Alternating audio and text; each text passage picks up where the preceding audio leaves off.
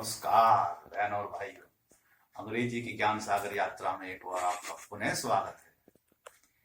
हमारी ज्ञान सागर की यात्रा इससे पहले सभी टेंसों को समझा चुकी है। अब मैंने जैसे बताया था कि मैं अब जो वीडियो मैं बनाऊंगा उसमें बताऊंगा कि टेंसों में क्या क्या अंतर होता है, ताकि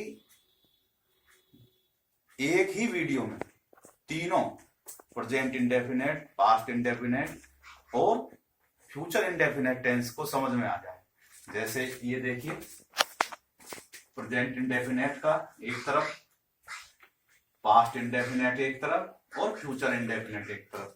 तो इसमें क्या है कि सबका कंफ्यूजन निकल जाएगा कि भाई जो घबराहट रहती है, कब कपी चढ़ी रहती है कि भाई ये क्या है इनमें, तो वो कब कपी सब निकल जाएगी। तो आप देखिए टेंस जो होते हैं वो 12 होते हैं। जैसे 12 राशि होती हैं उसी अनुसार टेंस भी 12 हैं। तो क्या है, प्रेजेंट, पास्ट और फ्यूचर, ये तीन हो गए। तीनों को फिर 4 हिस्सों में बांटा, एक प्रत्येक को 4 हिस्सों में। इंडेफिनेट, इंडेफिनेट वो हिस्सा होता है जो बिल्कुल ये नहीं कहा जाता कि भाई उसमें उसमें एक तरह की सूचना होती है कि भाई काम प्रेजेंट में चल रहा है, डेफिनेट होता है बिल्कुल।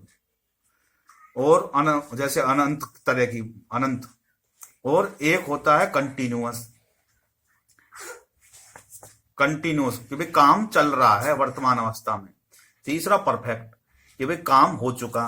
और चौथा होता है कि काम एक समय सीमा में चल रहा है। इसी प्रकार ये सभी जो है चारों के तीनों के साथ में जुड़ के ये 12 बन जाते हैं। अब देखो, अब हम तीनों का अंतर एक ही साथ बताएंगे। सबसे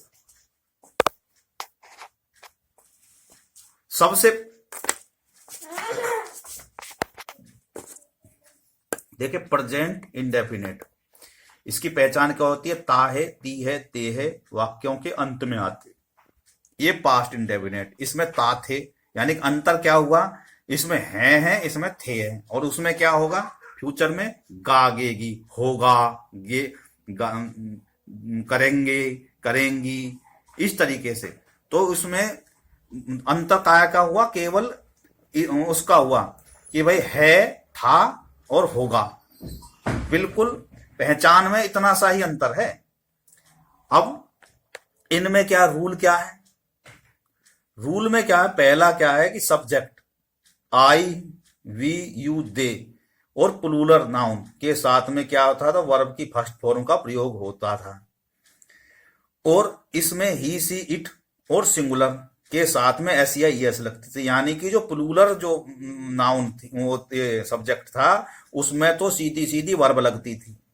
और जो सिंगुलर सब्जेक्ट था उसमें एस या ईएस का प्रयोग होता था। मैंने वीडियो बनाई थी, उसमें इसके सारे नियम एस ई एस में भी कैटेगराइज थी कि कौन सी वर्ब के साथ एस लगता, कौन सी ईएस, वो मैंने बना रखी है, आप मेरी वीडियो में देखिएगा। अभी हम मोटा मोटी अंतर बता रहे हैं। तो यानी कि क्या है कि फर्स्ट फॉर्म लगती है। और इसमें क्या था, पास्ट इंडेफिनेट में सब्जेक्ट चाहे कोई सा भी हो, सेकंड फॉर्म लगती है। यानी कि आई, वी, ही, सी कुछ भी हो, उसमें सब में सेकंड फॉर्म लगती है। किसमें लगती है? वो भी अफर्मेटिव में। लेकिन नेगेटिव सेंटेंसों में यहाँ पे वो फर्स्ट फॉर्म लगती है और डिड का प्रयोग होता है, क्योंकि डिड अपने में सेकंड फॉर्म है। तो डबल डबल सेकंड फॉर्म ना करके वो डिड से ही काम हो गया। डिड ने ही सबका जो है, जैसे नमक पानी में डाल दे तो नमकीन हो जाता है, इसी तरह डिड ने ही सेकंड फॉर्म का कर दिया। तो अब यानी कि ध्यान रखने वाली बात क्या होती है पास्ट इंडेफिनेट में, कि जो अब अफर्मेटिव सेंटेंस बनाएंगे उसमें तो लगेगा भैया सेकंड फॉर्म, और जो नेगेटिव और इंटेरोगेटिव बनाएंगे उसमें लगती है फर्स्ट फॉर्म। और इसमें प्रेजेंट इंडेफिनेट में चाहे वो नेगेटिव हो चाहे वो इंटेरोगेटिव हो, सब में वर्ब की फर्स्ट फॉर्म लगती है। और जहां भी जरूरत होती है वहां एस या ईएस का प्रयोग होता है। अब आता है फ्यूचर में। फ्यूचर में क्या होता था इंडेफिनेट में, कि वो हेल्पिंग वर्ब लगती थी, सेल और विल, बस, और वर्ब की फर्स्ट फॉर्म। अब किसमें सेल लगता, किसमें विल लगती? आई और बता चुका मैं। आई और वी के साथ में तो लगता है भैया सेल, और बाकी के सबके साथ में लगता है विल। अब इसी में भी नेगेटिव में क्या है कि डू और डज का प्रयोग होता था, इसमें सब में डिड का प्रयोग होता था, और इसमें नेगेटिव सेंटेंसों में सेल और विल के बाद में नोट लगता था। और इसमें इंटेरोगेटिव में क्या था, डू और डज आते थे पहले, इसमें डिड पहले आता है पास्ट में, और इसमें क्या आता था, सेल और विल आते थे सब्जेक्ट से पहले। तो ये है फॉर्मूला। अगर बनाना चाहें तो क्या बनेगा इसमें फॉर्मूला, सब्जेक्ट प्रेजेंट इंडेफिनिट में सब्जेक्ट प्लस वर्ब की फर्स्ट फॉर्म के साथ में एस या ईएस प्लस ऑब्जेक्ट, और इसमें हम बनाना चाहें तो सब्जेक्ट प्लस वर्ब की सेकंड फॉर्म और ऑब्जेक्ट, और फ्यूचर इंडेफिनिट में सब्जेक्ट प्लस सेल और विल और वर्ब की फर्स्ट फॉर्म के बाद में ऑब्जेक्ट। तो ये इसमें नियम है। और अब हम कुछ जो है इनके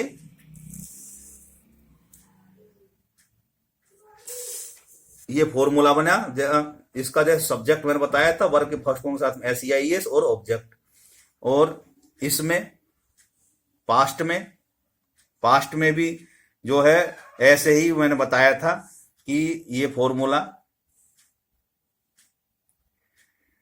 सब्जेक्ट प्लस वर्ब की फॉर्म थर्ड सेकंड फॉर्म और ऑब्जेक्ट। नेगेटिव वाक्यों में सब्जेक्ट जमा डिड नॉट, वर्ब की फर्स्ट फॉर्म ऑब्जेक्ट, और इंटेरोगेटिव में डिड पहले आ जाता था, सब्जेक्ट वर्ब की फॉर्म फिर ऑब्जेक्ट।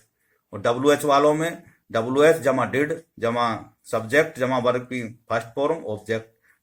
और ऐसे ही नेगेटिव भी हो तो उसमें WH डिड सब्जेक्ट नोट और वर्ब की फर्स्ट फॉर्म। ये अब एग्जाम्पल से क्लियर होगा। एग्जाम्पल में क्या है, वह जाता है, तो इसमें क्या होगा, क्योंकि सब्जेक्ट इसमें था सेकंड फॉर्म तो ऐसी ये सकती थी ही गोज।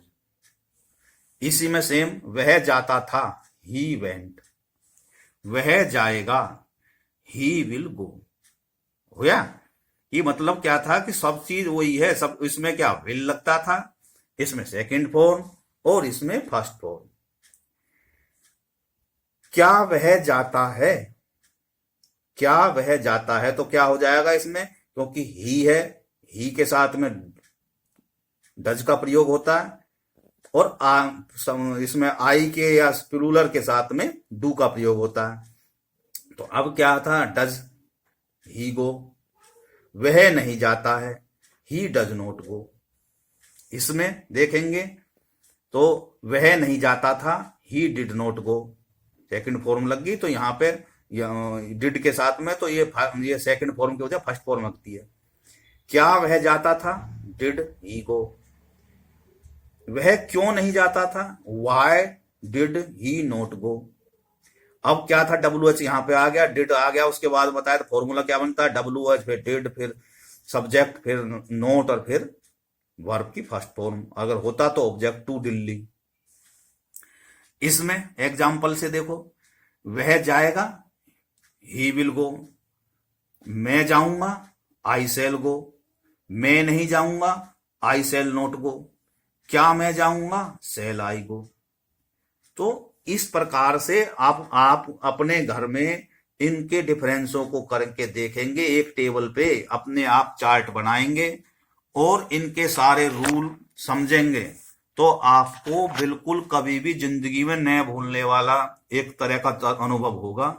और देखो, वीडियो को मेरी को ध्यान से देखें, चैनल को सब्सक्राइब करें, और अगली वीडियो में मैं आपको बताऊंगा कि भाई प्रेजेंट कंटिन्यूअस का, इन तीनों का अंतर बताऊंगा, पास्ट कंटिन्यूअस और फ्यूचर कंटिन्यूअस का। वीडियो को देखें। बोलो भारत माता की जय, जय हिंद, जय भारत। बहुत बहुत धन्यवाद।